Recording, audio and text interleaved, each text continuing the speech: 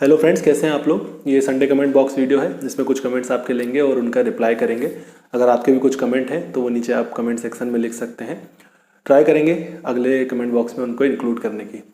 तो वीडियो शुरू करने से पहले अगर आप चैनल में नए हैं तो चैनल को सब्सक्राइब कर लें, रेड बटन को क्लिक करके, जो कि बिल्कुल फ्री है, और बेल आइकन को ज़रूर क्लिक कर लें ताकि जो नोटिफिकेशन है वो आपको अब मिलती रहे। और अगर आप मेंबर बनना चाहते हैं, चैनल के पेड मेंबर बनना चाहते हैं, तो ज्वाइन बटन को क्लिक करके आप डिटेल्स देख सकते हैं और प्रोसीड कर सकते हैं। तो चलिए शुरू करते हैं। मैं हूं डॉक्टर हरिशंकर सोनी और आप देख रहे हैं इजी डेंटिस्ट्री। पहला कमेंट है उत्तम नायक का, लिखते हैं इज इट पेनफुल और during the process does teeth feel sensitivity and does dentist give local anaesthesia to patient, please reply me sir. ये स्केलिंग के बारे में पूछ रहे हैं कि दर्द तो नहीं होता है और लोकल एनेस्थीसिया देते हैं या नहीं। तो अगर आप रेगुलर क्लीनिंग कराते रहते हैं, अगर सुपरफिशियल क्लीनिंग है तो आपको बिल्कुल भी पेन नहीं होगा, लेकिन डीप क्लीनिंग है और गंदगी जो आपके दांतों में काफ़ी अंदर तक जमी हुई है, मसूड़ों में जमी हुई है, तो थोड़ा पेन आपको हो सकता है।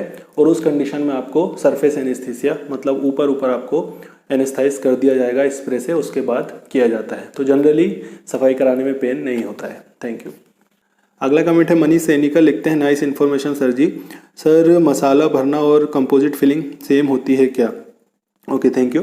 और जो आपने पूछा है मसाला भरना और कंपोजिट फिलिंग सेम होती है क्या, तो जो फिलिंग की जाती है, अगर दांत में केविटी है उसकी फिलिंग की जाती है, रेस्टोरेशन किया जाता है, दांत को पहले ऐसे बनाया जाता है, तो उसकी फिलिंग के लिए जो मटेरियल यूज़ करते हैं वो अलग अलग तरीके के होते हैं। जैसे कि कंपोजिट के बारे में आपने कहा है, तो कंपोजिट इसके लिए यूज़ होता है, ग्लास आइनोमर सीमेंट इसके लिए यूज़ होता है, अमलगम इसके लिए यूज़ होता है, और भी बहुत सारे मटेरियल होते हैं जो फिलिंग के लिए, रेस्टोरेशन के लिए हम यूज़ करते हैं। और जनरल टर्म में उसको मसाला भरना कह देते हैं। जो कॉमन पीपल हैं वो उसको मसाला भरना कह देते हैं। तो अगर आप ऐसा समझना चाहते हैं कि कंपोजिट भी एक मसाला है क्या, तो ऐसा आप बोल सकते हैं, लेकिन वो रेस्टोरेटिव सीमेंट्स होते हैं, रेस्टोरेटिव मटेरियल्स होते हैं कंपोजिट और जो भी मटेरियल्स हैं। Thank you. अगला कमेंट है महेश पाइकराव का, लिखते हैं इंस्टा आईडी क्या है? सर्च किया बहुत सारी आ रही हैं।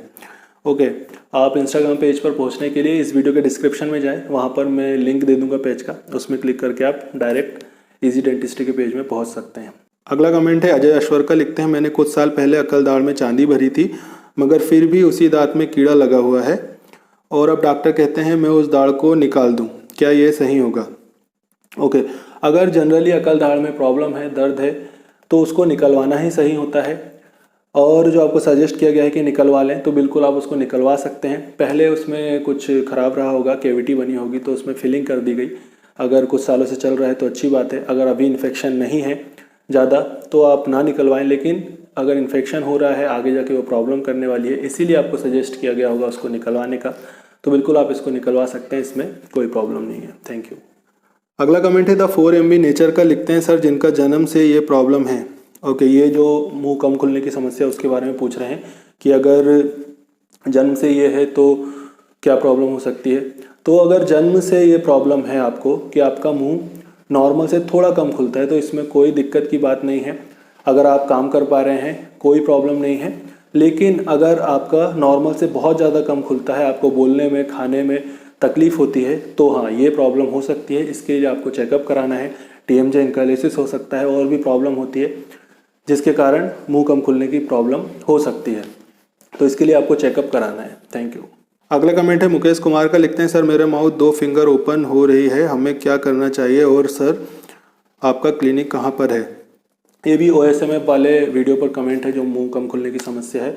तो अगर 2 उंगली ही जा रही है तो बहुत कम आपका माउथ खुलता है, सुपारी वगैरह या कुछ और जो ऐसी चीज़ें हैं वो आप काफ़ी समय से खा रहे होंगे इसके कारण, तो इसका प्रॉपर ट्रीटमेंट होता है। चेकअप कराइए और इसका ट्रीटमेंट आपको लेना है। क्लिनिक के बारे में आपने पूछा है तो पहले ही बताया हुआ है, मैं छिंदवाड़ा मध्य प्रदेश से हूँ। Thank you. अगला कमेंट है पूजा जैन का, लिखते हैं सर मेरा रूट कैनाल ट्रीटमेंट चल रहा है, लेकिन हमारे डॉक्टर सर एक दांत का RCT करने के लिए 10 दिन तक बोले हैं।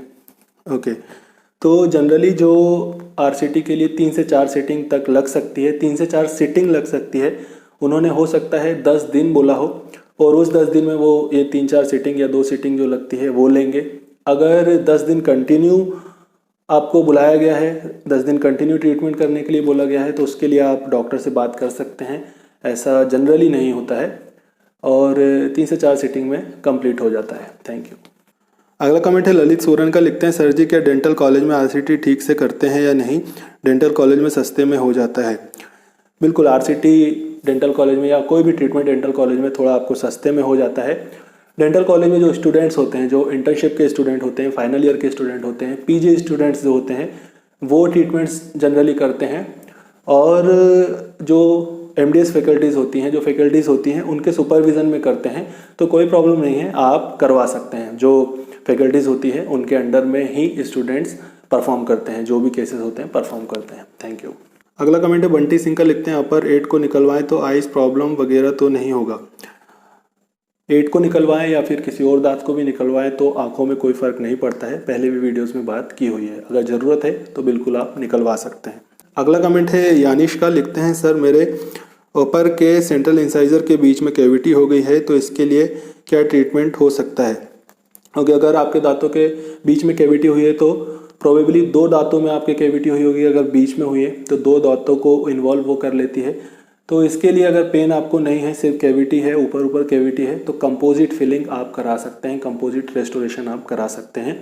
नेचुरली जो दांत के कलर का होता है वैसे ही आपका हो जाएगा, जैसे आपका दांत पहले था वैसे रिस्टोर हो जाएगा। Thank you. अगला कमेंट है डॉक्टर अरविंद सिंह का, लिखते हैं sir please tell that braces are painful. Generally braces लगाने में कोई पेन नहीं होता है, लेकिन अगर एक्सट्रैक्शन करने की ज़रूरत पड़ती है दांत की ब्रेसेस लगाने के लिए तो उसमें थोड़ा बहुत आपको पेन हो सकता है। और जब दांतों को मूव करते हैं सही पोजीशन में लाने के लिए उस समय थोड़ा पेन आपको फील हो सकता है। जनरली इसमें कोई पेन नहीं होता है ब्रेसेस ट्रीटमेंट में। Thank you. अगला कमेंट है आयुष शॉ का, लिखते हैं sir what is the life span of incisor after RCT and life span after capping. Okay, अगर आपने आरसीटी कराई हुई है एंटीरियर की तो हम उसको यूज़ नहीं करते हैं, एंटीरियर्स का हम खाने में ज़्यादा यूज़ नहीं करते हैं। अगर आप कैपिंग नहीं कराते हैं तो भी ये काफ़ी समय तक चलेगा। ऐसा कोई पर्टिकुलर लाइफ स्पेन नहीं है कि 5 साल 6 साल, लाइफ टाइम भी ये चलता है, लेकिन वो ब्लैक होने लगेगा अगर आप कैपिंग उसमें नहीं कराते हैं। उसकी नर्व्स निकाल दी जाती हैं तो ब्लैक वो होने लगेगा और आपको केयर रखनी है कि उससे आप खाएं ना। लेकिन अगर आप कैपिंग करा लेते हैं तो उसमें स्ट्रेंथ आ जाती है और कैपिंग बिल्कुल जैसे आपका दांत है उस कलर की जाती है तो समझ में नहीं आता है। कैपिंग अगर करा लेंगे तो जैसे मैंने बताया स्ट्रेंथ उसमें आ जाता है, तो उससे आप कुछ अगर खाते हैं तो टूटने के चांसेस कम होते हैं। अगर आप कैपिंग नहीं कराएंगे तो आपको उससे बिल्कुल भी कुछ भी चीज़ नहीं खाना चाहिए, बिल्कुल नहीं चबाना चाहिए। कैपिंग के साथ आप खा भी सकते हैं, कोई प्रॉब्लम नहीं है। और जो लाइफ स्पेन का आप पूछ रहे हैं, डेफिनेटली कैपिंग कराने से लाइफ स्पेन उसका बढ़ जाता है। लाइफ टाइम भी आरसीटी के बाद टीथ चलता है। Thank you. तो ये थे आपके कुछ कमेंट्स और उनके रिप्लाई। होपफुली आपको आपके आंसर मिल गए होंगे। अगर वीडियो अच्छा लगा हो तो इसे लाइक करें और कमेंट सेक्शन में आकर बताएं कि और किन टॉपिक पर आप वीडियो देखना चाहते हैं। जाने से पहले चैनल को सब्सक्राइब कर लें और बेल आइकन को क्लिक कर लें। चलिए मिलते हैं नेक्स्ट वीडियो में एक और नए टॉपिक के साथ। Thank you friends.